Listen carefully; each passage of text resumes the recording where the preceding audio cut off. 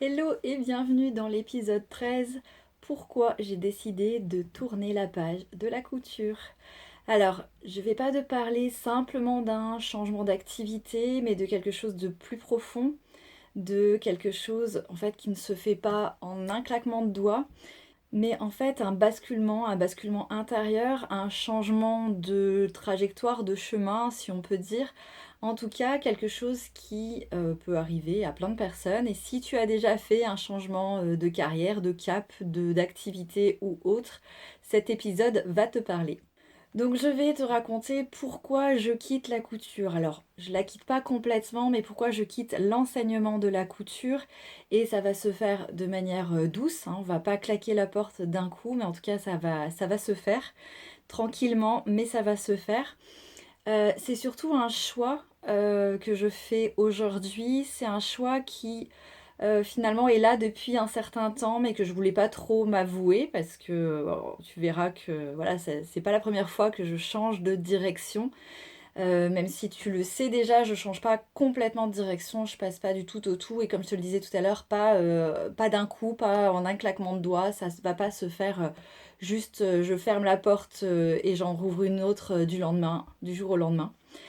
Mais ça parle aussi des questions, des questionnements qu'on peut se poser en tant que personne, en tant que femme, en tant qu'être humain.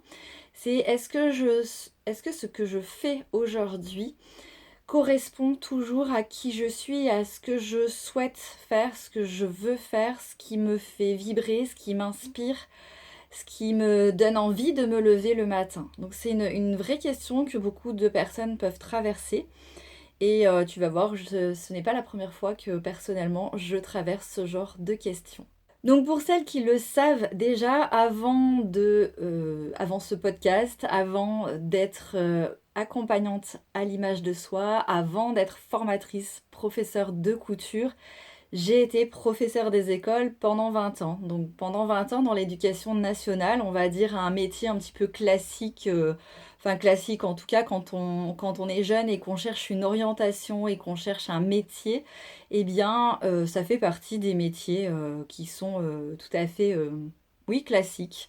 Voilà, comme un banquier, comme un informaticien, comme une infirmière ou un infirmier, il n'y a pas de, voilà, pas de raison.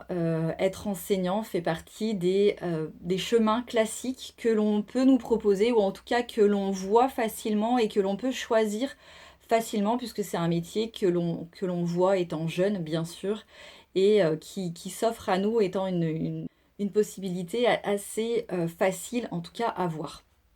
Donc j'ai été 20 ans enseignante, j'ai transmis, j'ai été dans des écoles pour les petits, pour les grands, hein. J'ai fait de la petite section de maternelle jusqu'à la fin du collège, puisque j'ai aussi enseigné alors en primaire et au collège dans des classes spécialisées pour des enfants avec porteurs de handicap.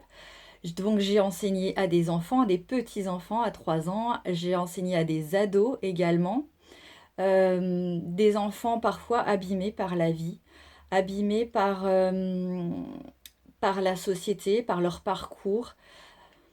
Et je les ai accompagnés. Ça a été un vrai bonheur pendant 20 ans. Alors parfois très très difficile et parfois juste de la joie. Et j'ai décidé au bout de 20 ans de quitter l'éducation nationale, de quitter ce métier. Donc tu vois qu'un changement de chemin, un changement de trajectoire, je l'ai déjà fait. Ce qui n'a pas été très simple, hein, je te l'avoue, quitter l'éducation nationale pour ceux et celles qui sont dedans, on sait très bien que c'est compliqué de la quitter, mais c'est un choix que j'ai fait parce que ça ne me correspondait plus, le tournant que prenait l'éducation nationale ne me correspondait plus et j'avais besoin de vraiment tourner la page.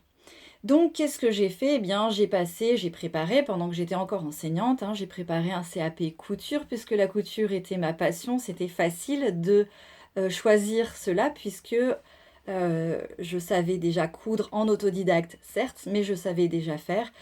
c'était un métier possible, hein, être professeur de couture. J'ai été professeur avant, donc voilà, ça me paraissait logique. J'ai passé donc le CAP, j'ai fait une formation, etc. J'adore transmettre, donc c'était logique quelque part. C'était ça. Ça cochait toutes les cases, comme on peut dire. Et donc ma reconversion professionnelle s'est d'abord fait en étant prof de couture, après avoir été prof des écoles pendant 20 ans.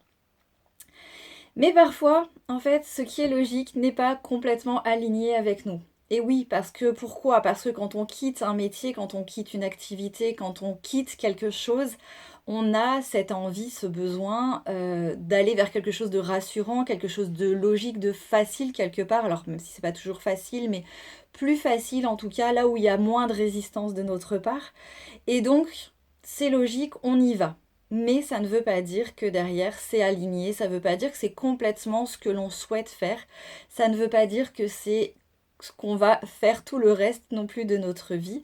Et je crois qu'aujourd'hui d'ailleurs, avoir un seul métier toute sa vie, c'est pas le plus populaire, on va dire. Même si c'est possible, on peut très bien avoir une seule et même carrière toute sa vie encore aujourd'hui, mais ce n'est pas forcément, ce n'est plus quelque part une obligation. Donc voilà, on peut avoir plusieurs trajectoires, plusieurs chemins dans sa vie et c'est mon cas. Pourquoi, du coup, est-ce que je tourne la page des cours de couture aujourd'hui? Eh bien, parce que au fil du temps, donc après avoir enseigné, j'ai donc fait des cours de couture, j'ai donné des cours de couture, j'ai été formatrice couture également sur les réseaux et sur Internet, en visio. Alors pourquoi aujourd'hui je tourne encore une page, je ferme encore une porte, alors je la ferme pas complètement mais je la ferme quand même pour les cours. En tout cas, ce ne sera plus mon activité professionnelle, ça restera ma passion qui l'a toujours été, qui a toujours été là. Donc ça restera une passion. Je ne vais pas l'éliminer complètement de ma vie. Mais comment est-ce que ça a basculé? Eh bien en fait, à la fin de ma carrière de professeur des écoles, j'ai enseigné la couture et ça s'est super bien passé, j'étais motivée, il y avait plein de bonnes vibrations, j'ai envie de dire. Et petit à petit, j'ai senti que ma motivation s'étiolait un petit peu.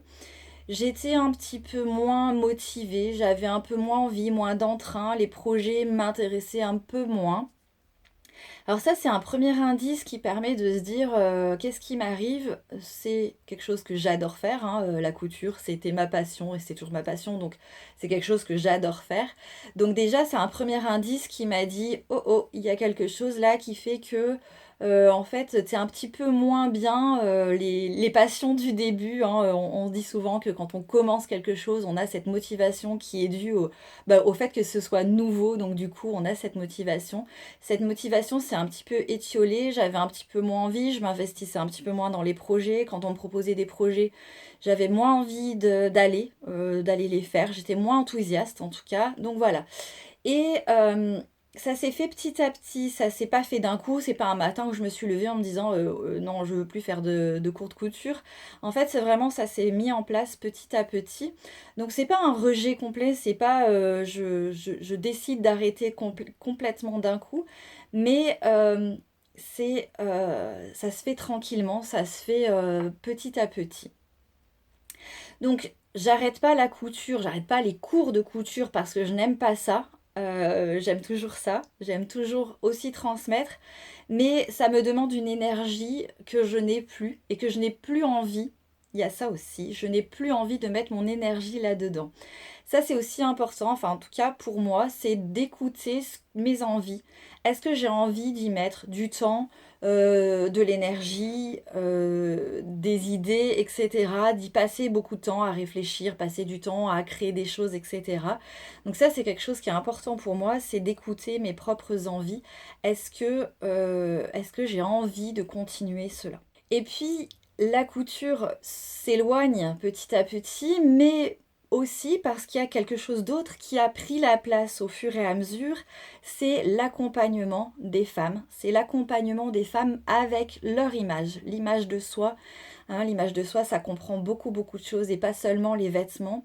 Mais petit à petit, en faisant, en donnant des cours de couture, cet aspect-là m'a de plus en plus motivée. Donc c'est comme un glissement en fait d'intérêt, de motivation, d'envie et de choses qui me font vibrer. Quelque chose on sent que c'est là notre place, on sent que c'est là notre envie, c'est là où on a envie d'y mettre notre énergie et qu'on sent que cette énergie, elle revient naturellement quand c'est cette activité-là qu'on fait. C'est vraiment aider les femmes, accompagner les femmes, c'est vraiment quelque chose qui me fait vraiment vibrer de l'intérieur. Et c'est là où j'ai envie d'y mettre mon énergie aujourd'hui. Et donc, ce basculement, il se fait petit à petit. Si tu me suis depuis un moment, tu le sais. Pour celles qui ne me suivent pas encore, eh bien, voilà, c'est pas nouveau, hein. Je parle d'image de soi depuis que j'ai fait, d'ailleurs, je parle couture, mais également avant. J'en parlais déjà avant. Donc c'est vraiment quelque chose qui était là en sous-marin, j'ai envie de dire, en permanence, et qui aujourd'hui ressort de façon forte, de façon vibrante pour moi. Et c'est vraiment là où j'ai envie de vous accompagner, d'accompagner les femmes dans cette image de soi qui, elle aussi, est beaucoup abîmée par la société, par notre vie, par nos trajectoires, par nos chemins. Et c'est là où j'ai envie d'être aujourd'hui. Donc c'est là où je vais de façon avec envie, avec motivation et avec énergie également. Alors quand je décide de changer, je l'annonce pas tout de suite à tout le monde en général parce que qu'est-ce qu'on peut nous dire quand on a envie de changer en se disant j'étais à l'éducation nationale, mais attends, t'as la sécurité de l'emploi, c'est un super boulot, t'as ta paye à la fin du mois, t'as beaucoup de vacances, blablabla. Je vais pas venir sur les ce qu'on nous dit quand on est enseignant parce que sinon je vais m'énerver et je n'ai pas envie. Mais on va venir nous dire mais pourquoi tu changes? C'est très bien, tu ne peux pas encore changer, tu avais trouvé ta voie, comme si on avait une voie toute tracée et que en fait il n'y avait pas d'autres possibilités. Tu étais doué, ça a marché, pourquoi est-ce que tu arrêtes? Et ensuite c'est la même chose pour la couture. On me dit, on peut me dire, et j'ai des personnes qui me le disent, mais ça a marché, pourquoi tu arrêtes, etc. Eh bien en fait parce que ce n'est plus mon chemin, tout simplement. Donc non, on n'a pas une voie à trouver, on n'a pas, il n'y a pas qu'un seul chemin, il n'y a pas qu'une seule trajectoire dans une vie, il peut y en avoir plusieurs. Ça dépend des personnes, il y a des personnes qui vont en avoir qu'une seule, il y a des personnes qui vont en avoir deux, d'autres trois, quatre, cinq. En fait, on est vraiment, comme on change au fil du temps, on change au fil des années, et bien en fait, notre chemin, eh bien, peut prendre des détours différents. Et on me dit, oui, mais t'es courageuse. D'avoir quitté l'éducation nationale, c'était courageux. Alors souvent, je réponds, c'était pas courageux. Pour le coup, là, c'était vital. Je ne pouvais pas faire autrement. Je ne pourrais pas y retourner. En tout cas, je peux le dire aujourd'hui, je ne pourrais pas y retourner parce que c'était vital de partir. Aujourd'hui, c'est un petit peu différent. Je tourne la page de la couture. Ce n'est pas vital de la tourner, mais c'est aussi une façon d'être honnête avec moi-même et de pas de continuer dans une voie que je ferai à demi-mesure, que je ferai à moitié et qui ne me correspond plus tout à fait. Donc c'est une manière d'être cohérente et d'être honnête avec moi-même et d'être honnête avec les personnes que j'accompagne. Je veux leur donner mon 100% et pas être là à demi-mesure pour accompagner à moitié. Alors, peut-être que, et je le sais qu'il y en a qui ont des cours de couture avec moi actuellement et qui écoutent le podcast et qui vont dire mais alors attends Véro, t'es en train de nous dire que là t'es à moitié avec nous. Alors non, rassurez-vous, j'ai toujours fonctionné comme ça. Je prends une décision de tourner la page de la couture, mais tant que je me suis engagée, j'irai au bout de mon engagement et je donnerai mon 100% dans cet engagement. Zéro crainte, je vais au bout de ce que je fais et si je sens que je ne peux pas aller au bout, et bien en fait dans ce cas-là je me désengage mais de manière honnête, claire, précise et je ne fais pas les choses à moitié, je ne l'ai jamais fait et je ne le ferai pas.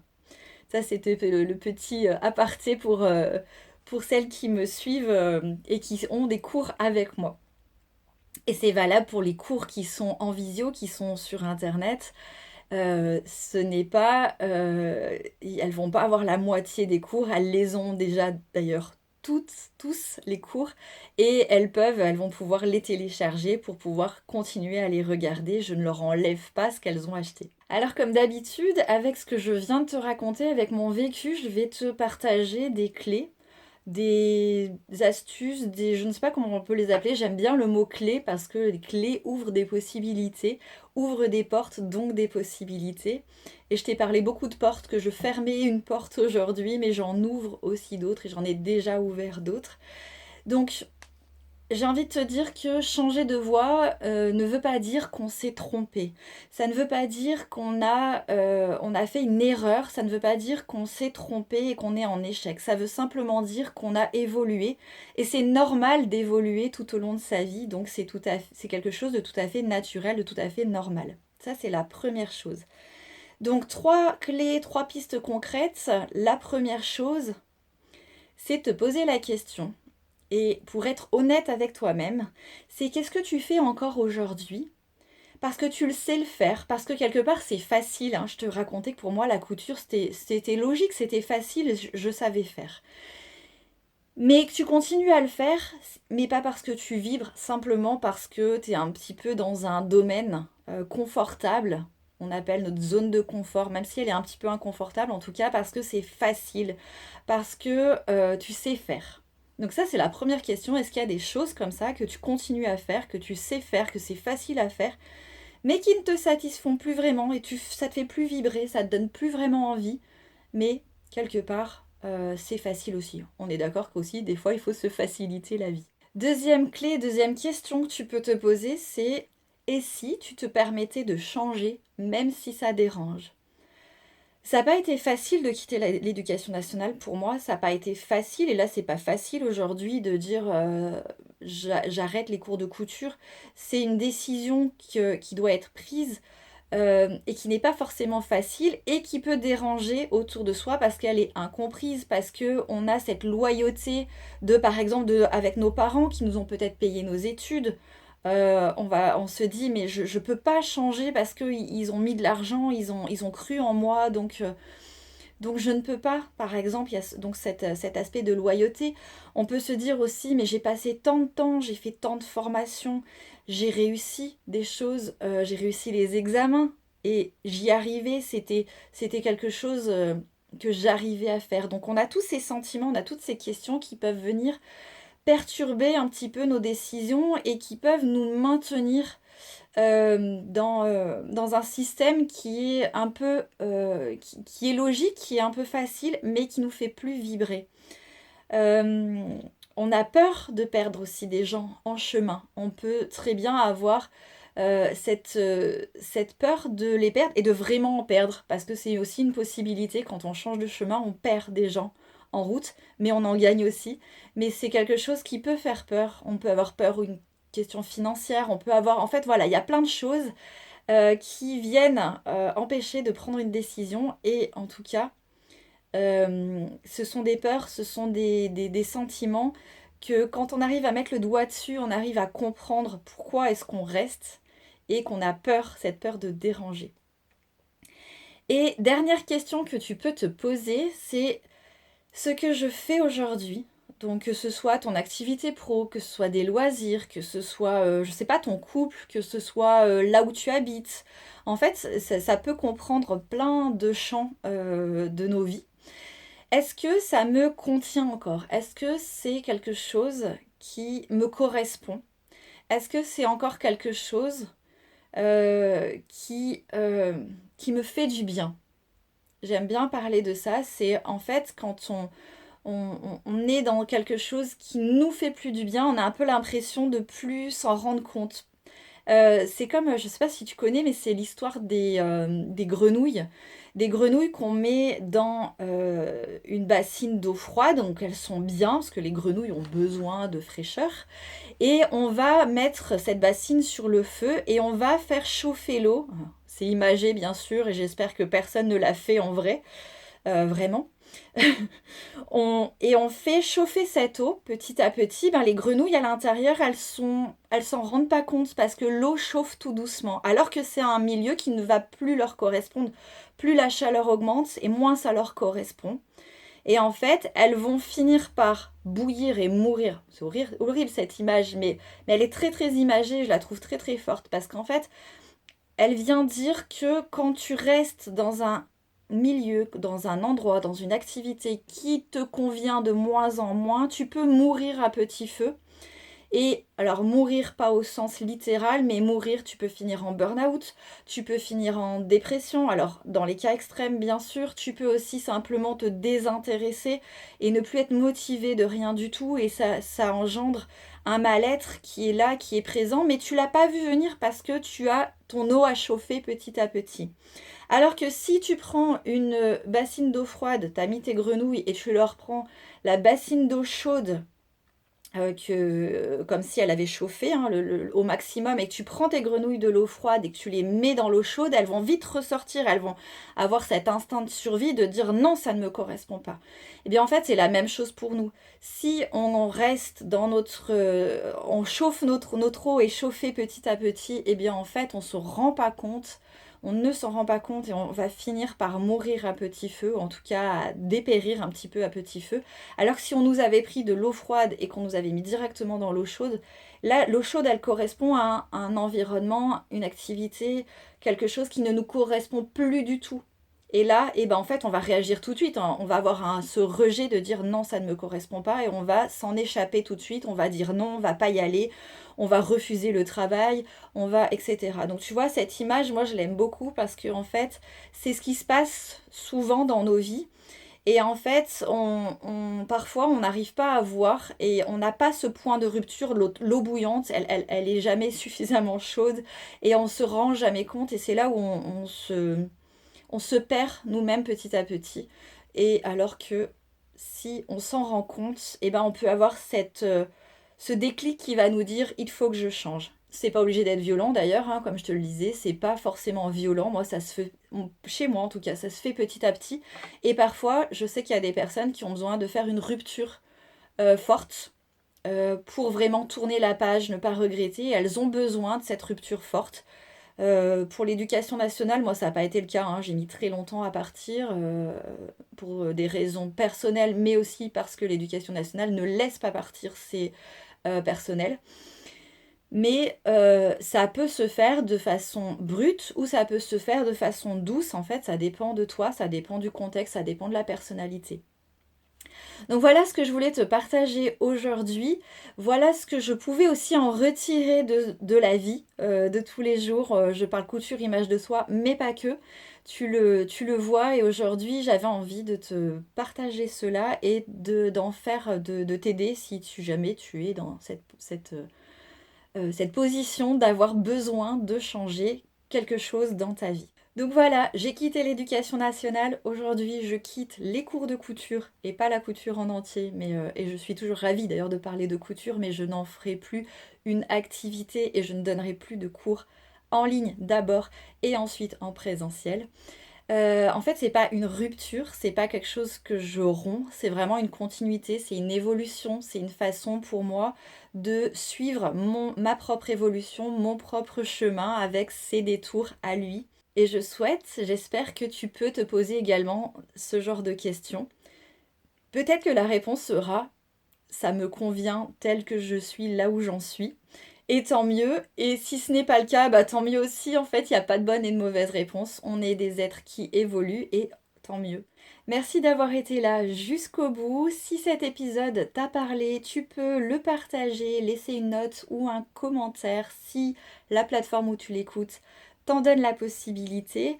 En fait, c'est ce qui permet de faire connaître le podcast et de toucher d'autres femmes qui pourraient avoir besoin d'écouter tout ce que je raconte. Donc fais-le et je te dis un grand grand merci pour cela. On se retrouve tout bientôt dans un prochain épisode et d'ici là, prends soin de toi là où tu te trouves. Bye bye!